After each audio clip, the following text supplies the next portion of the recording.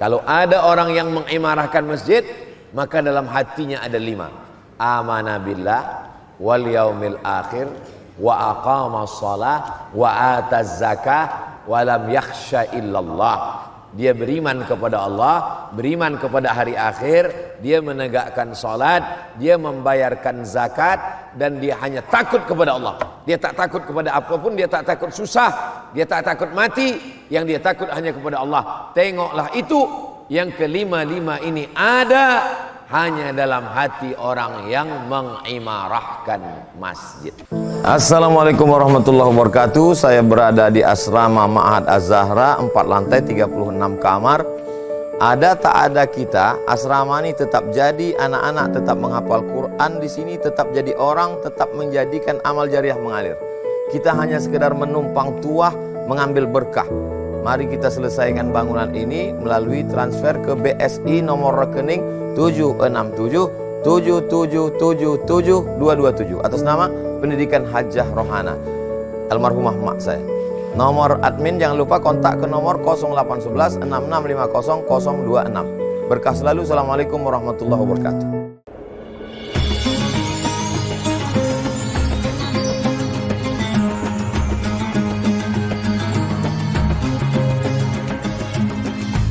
Bismillahirrahmanirrahim. Assalamualaikum warahmatullahi wabarakatuh.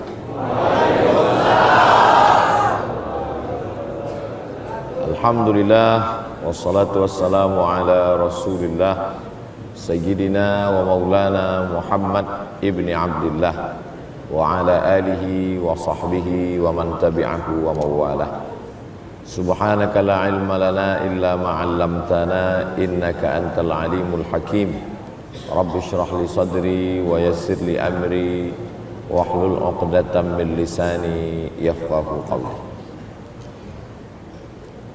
Tajuk kita subuh ini tentang keutamaan mengimarahkan masjid. Yang pertama, idza arada ahadukum bihasanatin, kalau ada orang yang ingin melakukan perbuatan yang baik, falam yaf'alha faktub lahu hasanatan, tidak jadi dia melakukannya, maka tuliskanlah untuknya 1 kebaikan.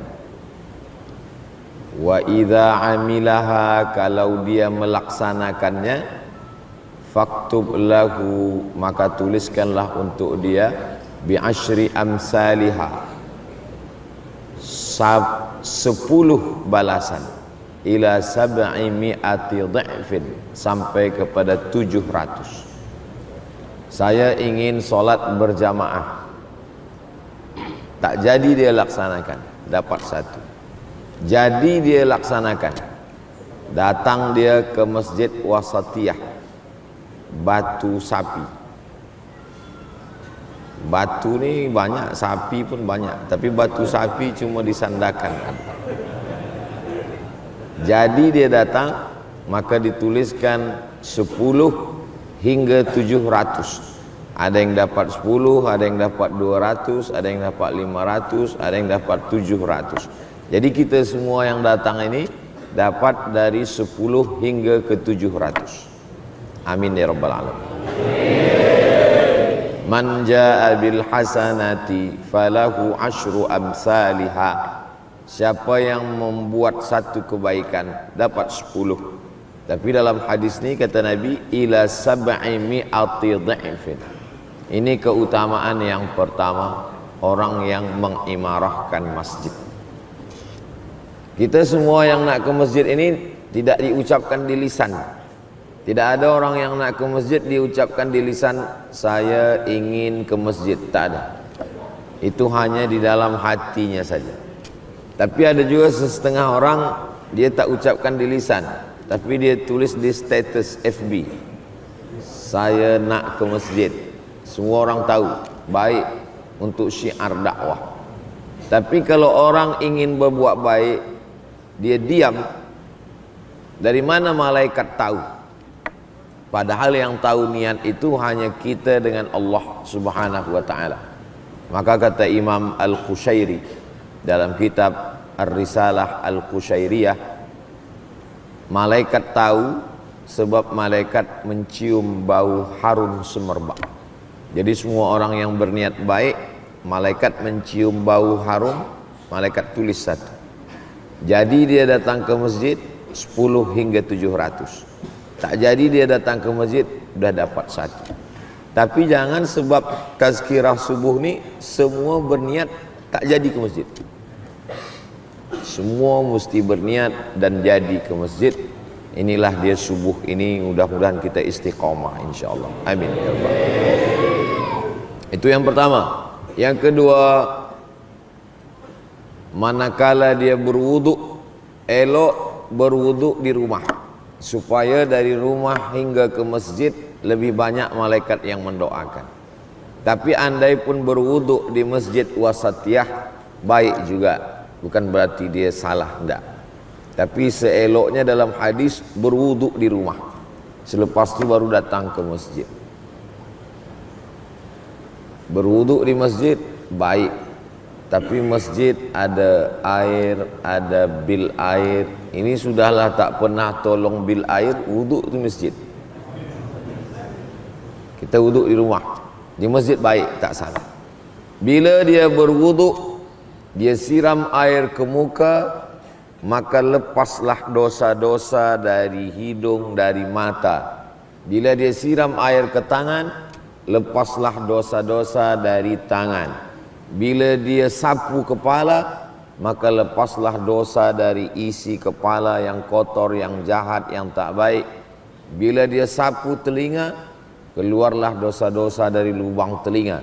Bila dia siram kaki, keluarlah dosa-dosa dari celah-celah jari-jari, kuku-kuku kaki. Hadis ada dalam Sunan Ibni Majah. Jadi wuduk itu ada zahir, ada batin. Wuduk zahir, air yang disiramkan. Wuduk batin, air yang melepaskan najis, hadas kecil dan dosa pun lepas. Maka selepas berwuduk kita menghadap ke kiblat. Asyhadu an la ilaha illallah wahdahu la syarikalah wa asyhadu anna sayyidana Muhammadan abduhu wa rasuluh. Allahumma ja'alni minat tawwabin waj'alni minal mutatahhirin waj'alni min ibadikas salihin. Badan sudah bersih, tapi yang tiga ini belum. Maka minta minat tawwabin, orang yang taubat kepada Allah. Wal mutatahhirin, suci. Bersih sudah tapi belum suci. Semua orang bersih tapi tak suci. Orang yang sudah berwuduk dia suci. Minal mutatahhirin. Yang ketiga, waj'alni min ibadikas salihin. Maka lepaslah semuanya. Jadi kalau ada orang mengatakan saya ini banyak silap, banyak dosa, banyak maksiat, maka dengan wuduk dia lepas. Ngamin muslimin yuznibu dzamban. Kalau ada orang yang silap salah berdosa, summa yatatahhar, mandi atau berwuduk atau bertayamum, summa yusalli raka'ataini, sembahyang sunat 2 rakaat, summa yastaghfirullah, kemudian minta ampun kepada Allah, illa ghafarallahu lah, maka Allah mengampunkan. Maka semua kita yang sudah berwuduk tadi, lepaslah dari semua dosa-dosa kita insyaallah. Tapi hutang tak lepas. Baru setakat hanya dosa mata, dosa telinga, dosa kepala, dosa tangan, dosa kaki. Itu keutamaan yang kedua. Selepas itu masuk keutamaan yang ketiga.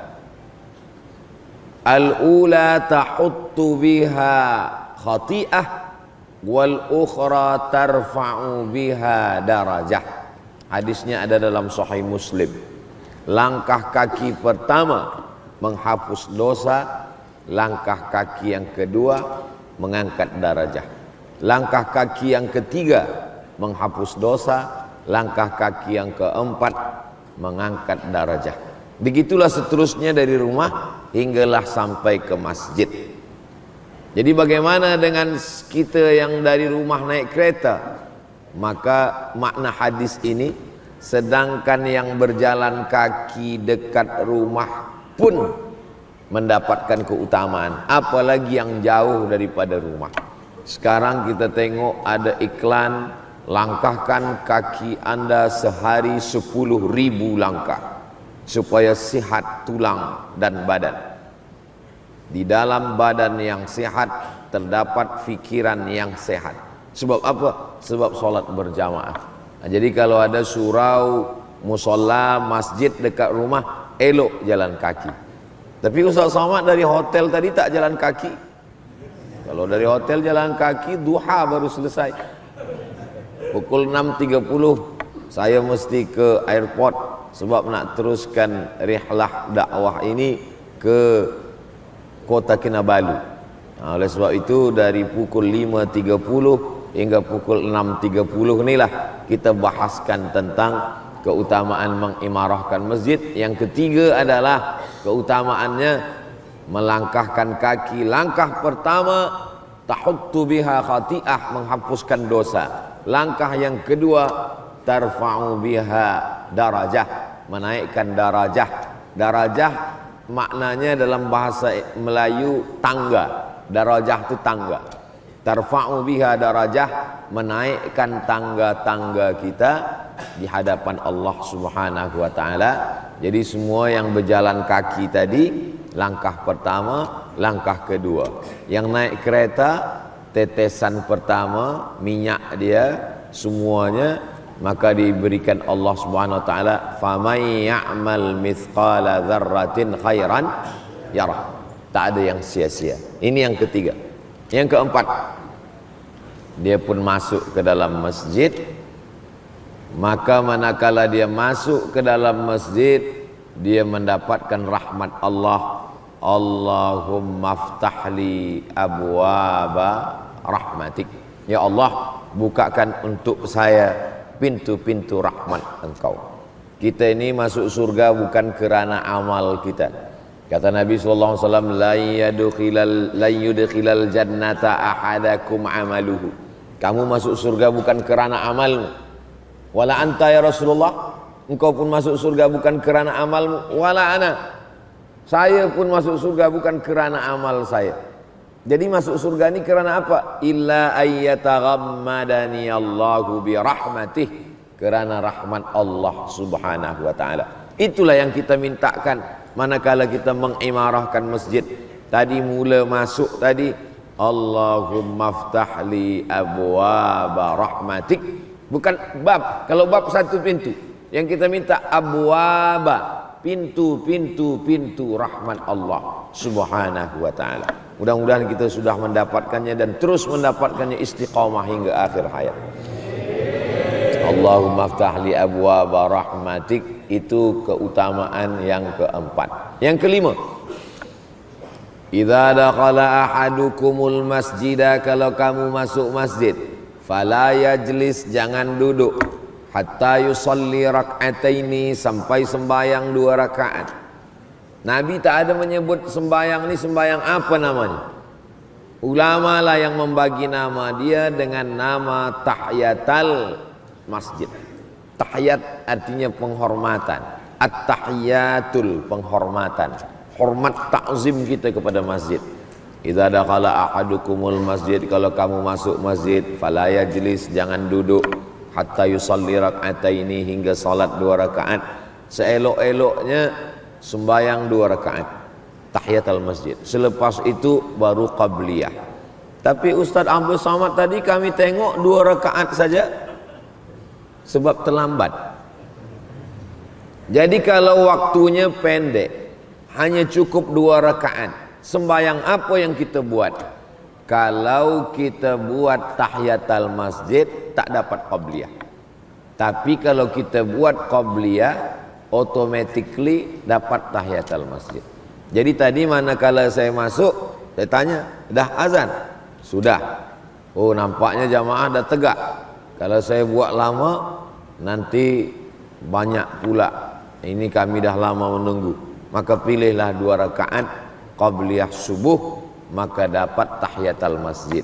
Tapi kalau buat tahiyatul masjid, tak dapat qabliyah subuh. Tapi jangan sebab ini esok lambat terus datang ke masjid. Bila ditanya kenapa awak datang ke masjid lambat, kata Ustaz Somad, 2 rakaat dah cukup. Jadi seelok-eloknya cepat kita datang ke masjid. Ini keutamaan yang ke berapa tadi? Kelima. Yang kelima adalah sembahyang solat sunat tahiyatul masjid. Siapa yang paling banyak amalnya di dunia ini? Tentu orang-orang yang kaya. Kita mungkin tidak sekaya mereka, tapi kita dipilih Allah untuk menempelkan keningnya ke lantai. Maka setiap tempat yang kita tempelkan kening ke lantai ini, dia akan bersaksi di hadapan Allah, wahai Abdus Samad, walaupun kampung engkau jauh di Sumatera, dari Sandakan pergi ke Kuala Lumpur, dari Kuala Lumpur menyeberang ke Sumatera, sampailah di Riau, tapi Masjid Wasatiyah akan bersaksi di hadapan Allah bahwa hamba ini pernah bersujud menempelkan keningnya ke lantai. Itulah mengapa orang banyak pindah-pindah tempat sujud. Tahiyatul masjid di sini, qabliyah di sini, sembahyang subuh di sini, sembahyang zuhur di sini. Kadang ada orang duduk dekat, lepas sembahyang dia beralih tempat. Orang yang tak tahu apa ni beralih tempat, sebab dia ingin makin banyak tempat bersaksi di hadapan Allah Subhanahu wa taala. Semua akan bersaksi. Al-yauma nakhtimu ala afwahihim wa tukallimuna aydihim wa tashhadu arjuluhum. Ini hanya kita dapatkan di masjid, sebab di rumah tak ada tahiyatul rumah. Yang ada tahiyatul masjid. Bagaimana kalau kita ke surau? Surau pun tetap tahiyatul masjid. Jangan usolli sunnatal tahiyatul surau. Ini tahiyatul masjid. Sebab tempat ini cuma ada 2. Kalau di situ ada sembahyang subuh, zuhur, asar, maghrib, isya, namanya masjid. Tapi kalau di situ ada subuh, zuhur, asar, maghrib, isya, Jumat, namanya masjid jami', masjid yang ada Jumatnya. Masjid Wasatiyah ini masjid saja ke atau masjid jami'? Masjid jami', sebab ada solat Jumatnya. Mana ada mimbarnya? Ini mimbar tinggi di atas. Ini mimbar, ada solat Jumatnya. Jadi di tempat saya ada surau, ada langgar, ada musalla. Orang Jawa biasa sebut langgar, orang Melayu dengan orang Minangkabau surau, orang yang lain sebut musalla. Sebenarnya ketiga-tiganya ini adalah masjid, sebab ada 5 sembahyang, subuh, zuhur, asar, maghrib, isya, tapi tak ada Jumat. Yang ada Jumat jami'. Maka di musalla, di surau, orang tetap boleh iktikaf, dan ketika dia masuk dia tetap tahiyatul masjid. Selepas itu yang keenam, selama dia di masjid itu dia berniat i'tikaf. Nawaitul i'tikafa fi hadzal masjid lillahi ta'ala. Tapi saya tadi tak ada sebut itu lafaz niat. Mungkin dia tak lafazkan, tapi dalam hati dia sudah berniat. Niat ini prosesnya 3. Yang pertama, terlintas di hati, belum niat. Yang kedua, azam, tekad yang kuat, belum niat.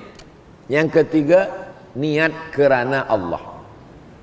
Apa dia dalam mazhab Syafi'i? Al-qasdu muqtarinan bil fi'li. Niat dalam hati yang sejalan dengan perbuatan. Maka setakat hanya niat dalam hati belum jadi niat.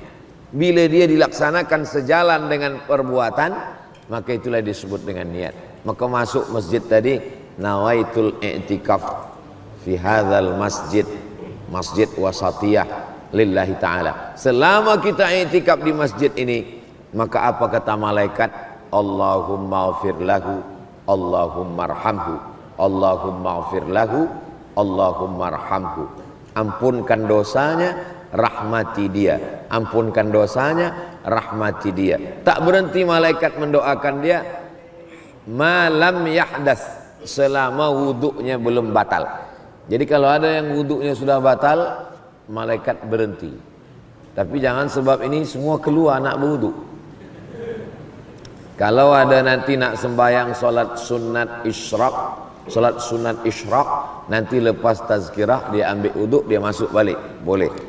Tapi andai pun wuduk dia batal, maka dia tetap boleh melaksanakan solat sunat isyraq. Dua yang menyebabkan malaikat berhenti mendoakan. Yang pertama, wuduk batal. Yang kedua, keluar dari masjid. Macam mana saudara kita yang ada di bawah, yang dari awal memang dia tak masuk masjid, dia di luar masjid, selama safnya tak putus. Selama saf tak putus, walaupun sampai ke jalan, walaupun sampai ke pokok kayu, walaupun sampai ke rumah dia. Jadi kalau dekat masjid Wasatiyah, ada jamaah rumah dia dekat masjid. Dia keluar dari rumah, saf dah sampai depan rumah dia, maka dia pun terhitung kira juga mendapatkan pahala macam dalam masjid. Itulah sedapnya orang yang punya rumah dekat masjid, berjamaahnya dekat, dan kalau saf tak putus, dia sudah terhitung kira sama macam orang yang dalam masjid. Sebab yang ditengok itu adalah safnya. Maka kita tengok di Masjidil Haram, dari Masjidil Haram menyambung hingga sampai ke Hotel Hilton atas, sampai ke tepi jalan, sampai ke tempat wuduk yang arah Safa Marwah. Ini semua sebab saf tak putus. Ini keistimewaan yang diberikan kepada umat Nabi Muhammad SAW. Tidak ditengok pada had batas masjid, tapi dipandang kepada sampai ke mana saf itu putus. Sampai kepada Yaman, kata Nabi SAW. Selama saf itu menyambung, maka orang mendapatkan keberkahannya. Yang ketujuh, manakala dia solat berjamaah, maka saat itu kata Nabi, salatul jamaati, solat berjamaah, tafdulu salatal fazzi, lebih utama daripada solat bersendirian, bisab'in wa ishrina darajah, 27 darjah. Menghitungnya jangan satu sembahyang, tapi hitungnya adalah 1 tahun. Siapa yang istiqomah sembahyang 1 tahun berjamaah, maka umurnya bertambah 27 tahun. Jadi kalau istiqomah 10 tahun, berarti umurnya bertambah 270 tahun. 1 tahun 27 tahun, 10 tahun 270 tahun. Itulah mengapa umat Nabi Muhammad lebih dulu masuk surga daripada umat Nabi yang lain. Walaupun Nabi Nuh umurnya 950 tahun, lebih panjang lagi ibadah umat Nabi Muhammad SAW. Kenapa? Karena satu sembahyang 27, setahun 27 tahun, 110 tahun 270 tahun, ditambah dengan Lailatul Qadar. Lailatul Qadri khairum min alfi syahri. 1 tahun 83 tahun, 10 tahun 830 tahun. Jadi kalau umat yang paling pendek umurnya umatku, kata Nabi, baina sittin wa sab'in, antara 60 hingga ke 70, tapi lipatan-lipatan amalnya itu banyak. Nah, jadi jangan hitung kira saya sembahyang sekali. Tidak, kita istiqomah setahun, 2 tahun, 3 tahun, maka ini keutamaan yang hanya ada pada umur umat Nabi Muhammad sallallahu alaihi wasallam. Lau kana Musa hayyan, seandainya Nabi Musa itu hidup, ma wasa'ahu illa ayat tabi'ani, dia pun ingin ikut menjadi umatku. Nabi Musa tak sempat menjadi umat Nabi Muhammad sallallahu alaihi wasallam. Tapi manakala Isra Mi'raj, dia ikut sembahyang bersama Nabi, dia menjadi umat Nabi Muhammad sallallahu alaihi wasallam. Nabi Isa nanti di akhir zaman sebelum kiamat dia turun. Manakala dia turun, dia ikut menjalankan syariat Nabi Muhammad sallallahu alaihi wasallam. Maknanya apa? Dia pun menjadi umat Nabi Muhammad sallallahu alaihi wasallam. Nabi Isa alaihissalam turun, dia akan melaksanakan salat seperti salatnya umat Nabi Muhammad sallallahu alaihi wasallam. Itu mengapa dalam Isra Mi'raj itu yang menjadi imam adalah Nabi Muhammad, sedangkan nabi-nabi yang lain menjadi makmumnya, saking inginnya mereka menjadi umat. Maka kita ini umat yang terpilih di antara umat-umat Nabi. Ada yang takdirnya menjadi umat Nabi Musa, ada yang takdirnya menjadi umat Nabi Isa, dan kemuliaan yang paling tinggi menjadi umat Nabi Muhammad.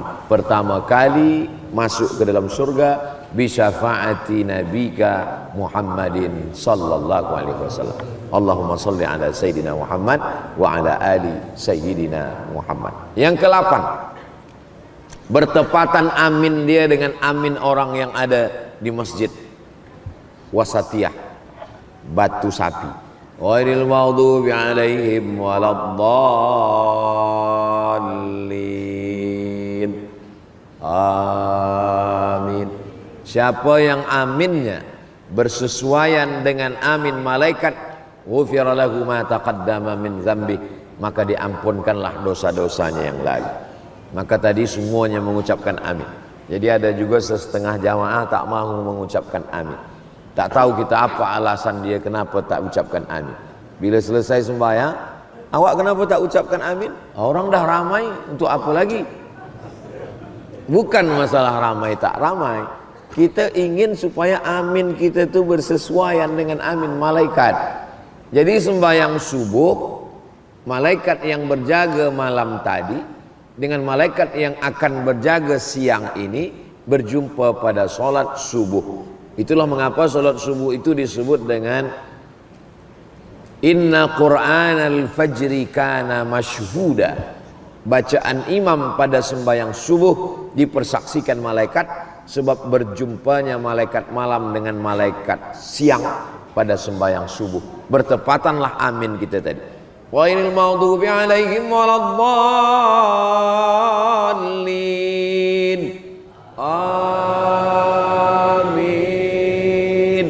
Ghufira lahu ma taqaddama min dzambi.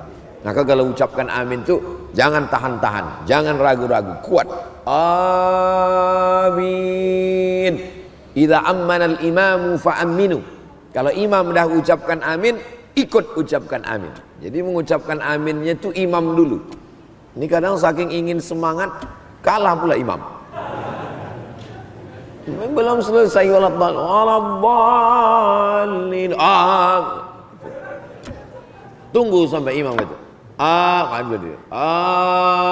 Amin. Keutamaan yang ke-8. Jadi orang benci mendengar ucapan amin itu.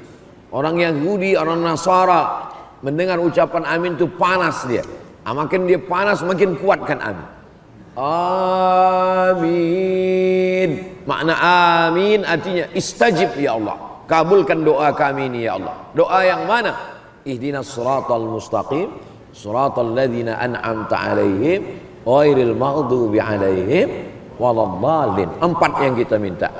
Bagi kami jalan yang lurus, Islam, jalan yang sudah kau berikan kepada mereka, minan nabiyyin was-siddiqin was-syuhada was-salihin, ghairil maghdubi alaihim, bukan Yahudi, waladdallin, bukan Nasara. Lalu kita minta semuanya amin. Ini yang ke-8. Yang ke-9, kita belajar melalui bunyi imam. Jadi yang selama ini belajar baca Quran sendiri, beli Quran sendiri, baca sendiri, fahamkan sendiri, salah sendiri, sesat sendiri.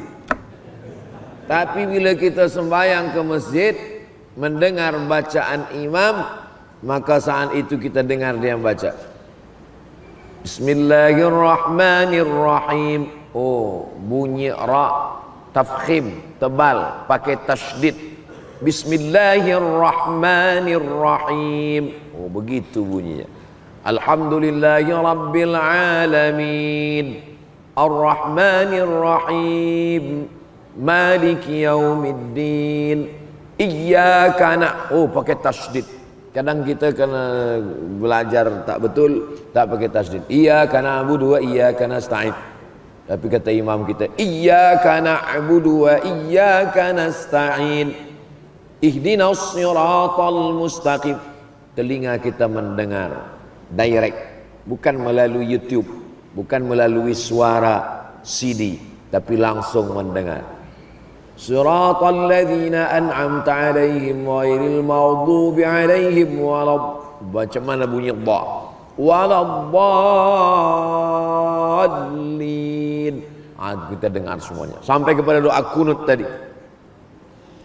Wa sallallahu ala sayyidina Muhammadin nabi. Selama ini baca sendiri. Wa sallallahu ala sayyidina Muhammadin nabil ummi.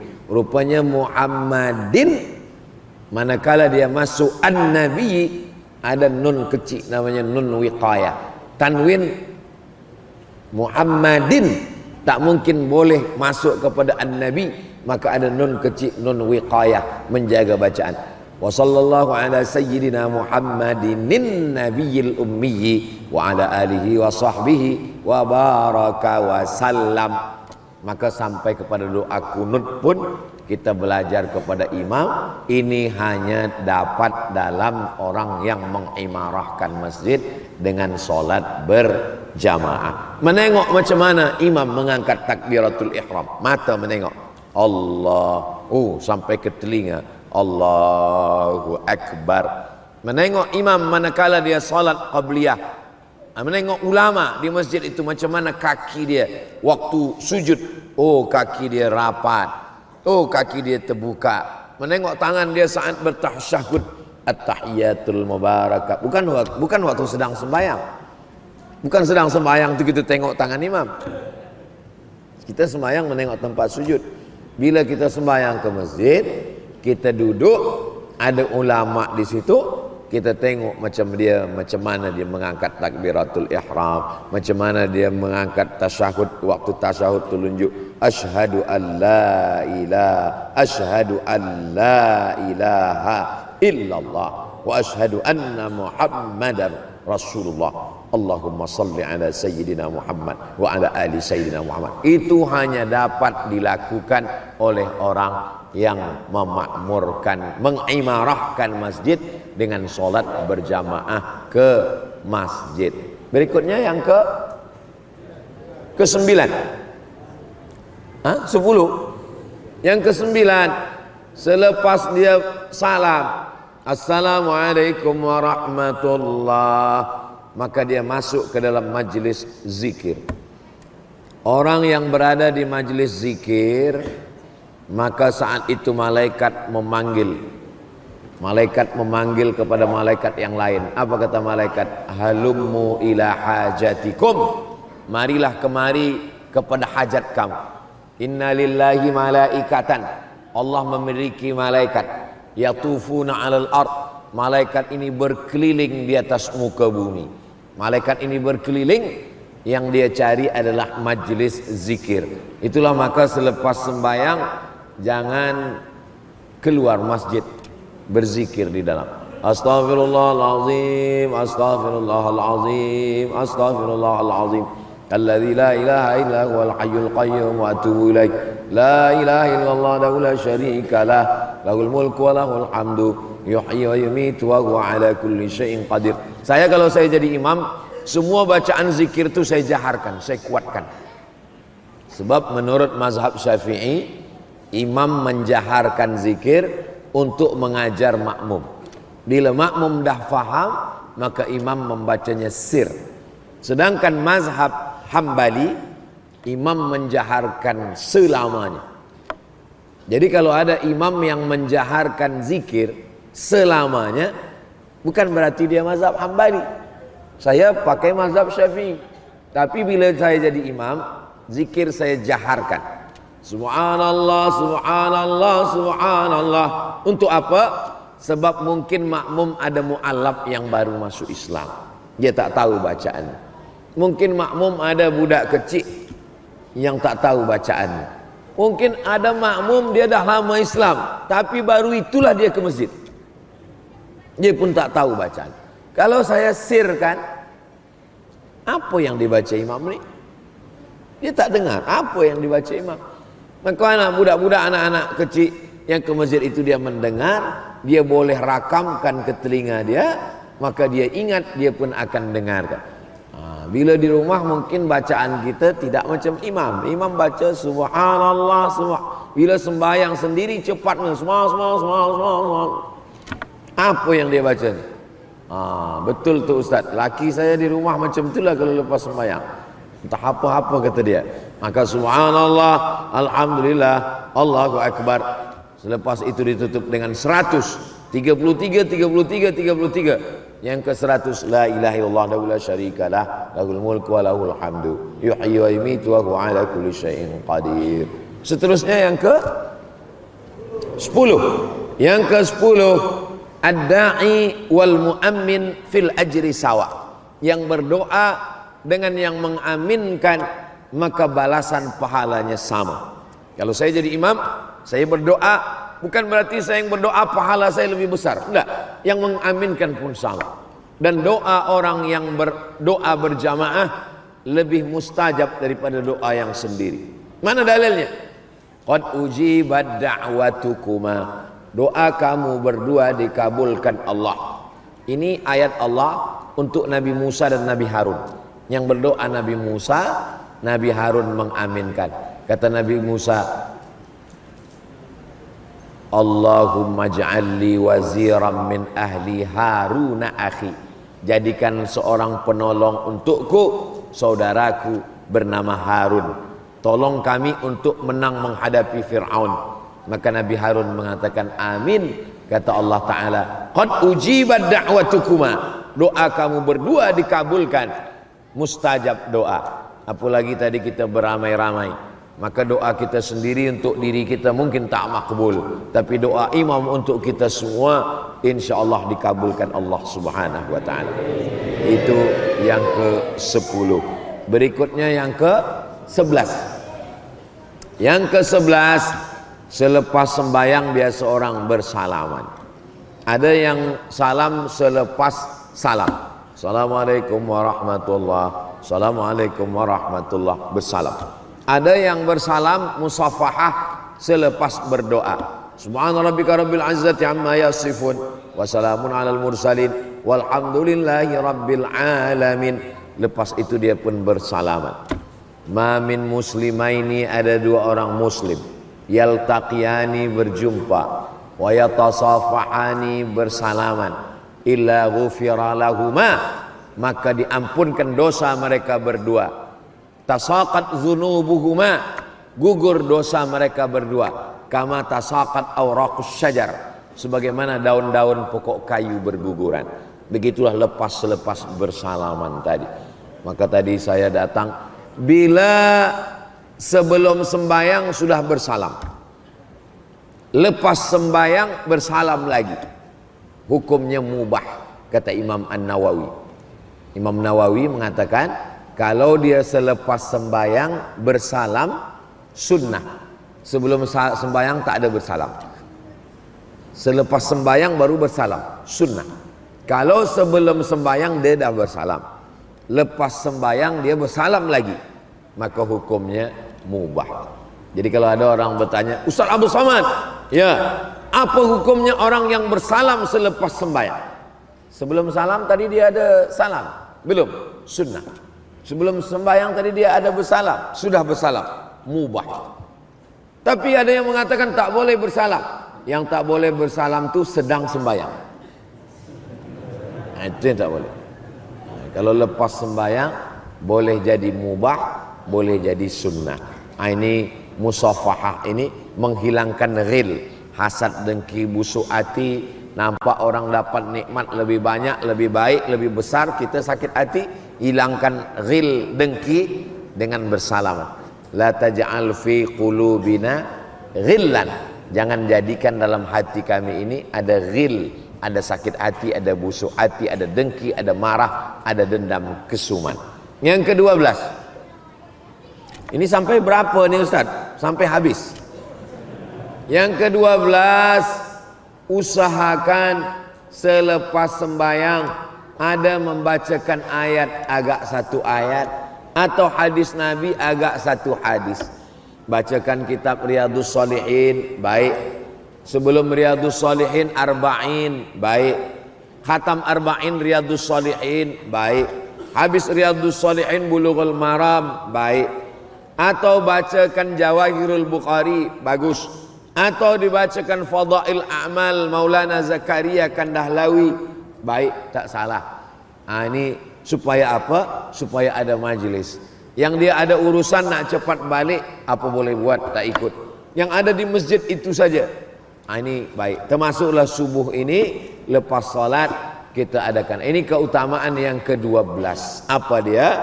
Majtama'a qaumun, sekelompok orang berkumpul fi baitin min buyutillah, di rumah Allah. Yatsluna kitab Allah, membaca ayat-ayat Allah. Wa yatadarasunahu fima bainahum, mengkaji isinya. Maka kalau lepas sembahyang duduk, bacakan ayat. Kami tak ada kitab hadis, bacakan tafsir surah Yasin. Saya di Masjid Syakirin di Riau menghatamkan surah Yasin. Khatam surah Yasin, pindah ke juzuk amma yatasaalun. Habis amma yatasaalun, teruskan sampai ke An-Nas. Tak usah panjang-panjang. 1 ayat, 2 ayat, 3 ayat, 5 menit, 10 menit. Kultum, kuliah 7 menit. Lalu kemudian keutamaannya, majtama'a qaumun fi baitin min buyutillah, berkumpul di rumah Allah. Yatsluna kitab Allah, membaca ayat-ayat Allah, sama. Hadis Rasulullah sama, fiqh sama, tasawuf sama. Wa yatadarasunahu fima bainahum, mengkaji isinya. Maka dibalas Allah 4. Nazalat alaihimus sakinah, turun ketenangan ke dalam hati. Wasyiyat bihimur rahmah, mereka diliputi rahmat Allah. Haffat bihimul malaikah, mereka dikelilingi malaikat. Wa dzakarahumullahu fi man indah, dibanggakan Allah kepada para malaikat. Kita subuh ini dapat 4 insyaallah. Nazalat alaihimus sakinah, wasyiyat bihimur rahmah, haffat bihimul malaikah, wa dzakarahumullahu fi man indah. Yang ke-13, man ahabba ayyubsata lahu fi rizqihi, siapa yang mau lapang rezekinya, wa yunsa'alahu fi asarihi, dipanjangkan umurnya, falyasil rahimahu, maka hendaklah dia menyambung tali silaturahim. Sekarang orang sambung silaturahim di hotel, acara program silaturahim di hotel, sampai tak sembahyang. Apa ini? Menyambung silaturahim dengan manusia, tapi dengan Allah putus. Kita dua-duanya dapat. Silaturahim itu dengan manusia, silah dengan Allah disambung dulu dalam salat. Selepas salat barulah silaturahim kepada manusia. Makanya sahabat Nabi dulu bila dia sembahyang, Assalamualaikum warahmatullah, Assalamualaikum warahmatullah, tengok ke kanan, biasa dulu di ujung ada dia, kenapa dia tak datang? Balik sembahyang tengok, Assalamualaikum, Waalaikumsalam. Oh, rupanya dia sakit. Oh, rupanya dia meninggal. Oh, rupanya dia sedang keluar. Oh, rupanya dia sedang musafir. Zaman dulu kalau ada orang tak sembahyang ke masjid, sakit atau mati. Zaman sekarang tak ke masjid, rupa rezeki dah banyak. Manakala susah ke masjid, agak lapang sikit, ke masjid Jumat saja. Makin lapang Idul Fitri, Idul Adha. Na'udzubillah. Nah, maka kita tidak macam itu. Subuh, zuhur, asar, maghrib, isya, tahajud, witir, i'tikaf, bulan Ramadan, 10 malam terakhir, ashrul awakhir min Ramadan. Maka ini adalah keutamaan-keutamaan yang diberikan Allah Subhanahu wa taala.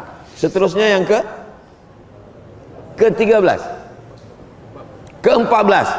Yang ke-14, sab'atun yuzilluhumullah, ada 7 golongan yang mendapatkan naungan Allah. Yauma la zilla illa zilluh, hari itu tak ada tempat bernaung, hari itu tak ada atap, hari itu tak ada pokok kayu. Wa takunul jibalu kal ihnil manfush, gunung-gunung macam bulu kambing yang dihembus angin. Ambil bulu kambing, letakkan ke tapak tangan, hembus kuat, mau push, hilang. Begitulah kita di hadapan Allah Subhanahu wa taala. Tapi ada yang dapat naungan. Yang dapat naungan itu adalah qalbuhu mu'allaqun fil masajid, orang yang hatinya tergantung di masjid. Badannya di office, badannya di pasar, tapi hatinya tergantung di masjid. Mudah-mudahan ini semua yang hadir ini orang yang hatinya tergantung di masjid. Nanti di padang mahsyar ada orang yang tenggelam karena peluh panas sampai ke lutut, sampai ke pinggang, sampai ke leher. Tapi jamaah masjid wasatiyah, dia mendapatkan naungan di bawah arsy, tak ada panas sama sekali. Syaratnya adalah qalbuhu mu'allaqun fil masajid, orang yang hatinya tergantung di masjid. Yang terakhir kali, yang ke-15, innama ya'muru masajidallah man amana billah wal yaumil akhir wa aqamas salah wa ataz zakah wa lam yakhsha illallah. Kalau kamu mau melihat ada 5 perkara dalam hati manusia, tengoklah dia yang memakmurkan, mengimarahkan masjid. Kalau ada orang yang mengimarahkan masjid, maka dalam hatinya ada 5: amana billah wal yaumil akhir wa aqamas salah wa ataz zakah wa lam yakhsha illallah. Dia beriman kepada Allah, beriman kepada hari akhir, dia menegakkan salat, dia membayarkan zakat, dan dia hanya takut kepada Allah. Dia tak takut kepada apapun, dia tak takut susah, dia tak takut mati, yang dia takut hanya kepada Allah. Tengoklah itu, yang ke-5 ini ada hanya dalam hati orang yang mengimarahkan masjid. Imarah artinya ramai, meramaikan masjid. Meramaikan masjid dengan salat berjamaah, meramaikan masjid dengan majlis ilmu, meramaikan masjid dengan tazkirah, meramaikan masjid dengan program-program untuk belia. Jadi budak-budak belia dibuatkan ada program sukan. Mana boleh ada sukan di masjid? Dalam masjid ibadah. Tapi manakala keluar masjid ada program apa ke namanya, pencak silat ke namanya, bola sepak ke namanya, macam-macam program sukan untuk muda belia. Pilih hari Ahad lepas sembahyang subuh, supaya apa? Supaya budak anak pemuda-pemuda ke masjid, sebab dibiasakan ke masjid ini dari muda lagi. Masya Allah, tabarakallah, saya tengok ini banyak pemuda-pemuda belia-belia kita ke masjid. Jadi kalau di masjid banyak belia, insya Allah masjid wasatiyah Batu Sapi sampai hari kiamat tetap ramai insya Allah. Jangan bangga dengan masjid yang besar, sebab di Andalusia, Spanyol, itu masjid besar, tapi hari ini tak ada orang ke masjid. Sebab apa? Sebab Islam runtuh, hilang. Tapi yang dulu tidak masjid pun boleh berubah menjadi masjid. Jadi di Europe hari ini banyak yang sebenarnya bukan masjid, tapi dibeli oleh orang Islam menjadi masjid sebab berjamaah. Itulah dia 15 keutamaan mengimarahkan masjid. Kalau boleh diingat-ingat, kalau tak boleh diingat, insya Allah boleh ditonton ulang. Nanti bila nampak video Ustadz Somad duduk, ini di mana nampaknya? Ini di masjid wasatiyah. Wasatiyah ini pertengahan. Wa kadzalika ja'alnakum ummatan wasata. Kami jadikan kamu umat yang pertengahan. Kenapa kita disebut dengan wasatiyah? Wasatiyah, yang sebelah kiri terlampau ke kiri, terlampau ke kanan. Yang terlampau ke kiri mengatakan Nabi Isa itu anak zina. Dia tuduh Maryam berzina dengan tukang kayu. Yang terlampau kanan dia katakan Nabi Isa anak Tuhan. Terlampau ke kanan mengatakan Nabi Isa anak Tuhan. Terlampau ke kiri mengatakan Nabi Isa anak zina. Umat Islam wasatiyah. Wa kadzalika ja'alnakum ummatan wasata. Tengah. Dia bukan anak Tuhan, dia bukan anak zina. Dia adalah Rasul utusan Allah. Mal Masihu ibnu Maryam illa rasul. Nabi Isa adalah rasul. Itu makna wasatiyah. Jadi nanti bila ditanya, awak sembahyang di mana? Saya sembahyang di masjid wasatiyah. Apa arti wasatiyah itu? Wasatiyah itu artinya, ya wasatiyah lah. Wasatiyah ini dia pertengahan. Dia tak melampau ke kiri, tak melampau ke kanan. Masalah makan, yang wasatiyah, yang melampau ke kiri semua dimakan. Tak ada tengok halal haram, makan saja semua. Semua yang berkaki 4 halal. kecuali kerusi, sebab keras, semua dimakan. Ini melampau sebelah kiri. Yang sebelah kanan dia tak nak makan daging sama sekali, daging haram, tak boleh makan daging. Ini melampau ke kanan, tak nak makan daging. Melampau ke kiri, semua dimakan. Tapi dalam Islam wasatiyah. Apa dia? Kulu, makanlah min thayyibat, yang baik-baik. Ada yang tak baik yang tak boleh dimakan. Hurrimat alaikumul maitatu, tak boleh makan bangkai. Waddamu, tak boleh makan darah. Walahmul khinzir, tak boleh makan khinzir. Wa yuharrimu alaikumul khaba'is, tak boleh makan yang menjijikkan. Ini namanya wasatiyah dalam masalah makanan. Wasatiyah dalam masalah nikah. Ada yang melampau ke kiri, semua perempuan halal. Yang wasatiyah, yang melampau ke kanan, tak nak nikah sama sekali. Zaman Nabi pun ada macam ni, dia tak nak nikah. Bila ditanya, kamu tak nikah? Kata dia, bila saya nikah saya punya istri, bila saya punya istri saya punya anak. Melalaikan daripada Allah. Mendengar tu Nabi marah. Kata Nabi, ana akhsyakum wa atqakum, aku orang yang paling takut pada Allah. Wa atazawwajun nisa, tapi saya juga menikah. Faman raghiba an sunnati falaysa minni, siapa yang tidak ikut sunnahku maka bukan umatku. Wasatiyah dalam masalah nikah, dia menikah. Sebab dengan menikahlah dia punya istri solihah, tu'inu ala imanihi, menolong imannya. Dengan menikah maka dia punya anak, anaknya akan menjadi waladun solihun. Wasatiyah dalam masalah nikah, wasatiyah dalam masalah makan, wasatiyah dalam masalah berpakaian, wasatiyah dalam masalah memandang Nabi Isa alaihissalam. Wa kadzalika ja'alnakum ummatan wasata. Itulah dia wasatiyah. Mudah-mudahan kita senantiasa bermanhaj wasatiyah dalam hidup dan mengimarahkan masjid. Di akhir majlis, mari kita sama berdoa kepada Allah untuk yang baik-baik. Mudah-mudahan negeri kita baldatun thayyibatun wa rabbun ghafur, diberikan kebaikan dunia akhirat. Al-Fatihah.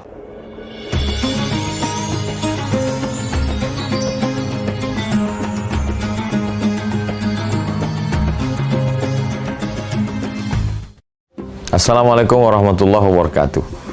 Jamaah dimanapun berada, saya sedang bersama dengan santri-santri penghafal Quran Pondok Pesantren Tahfiz Quran Az-Zahra.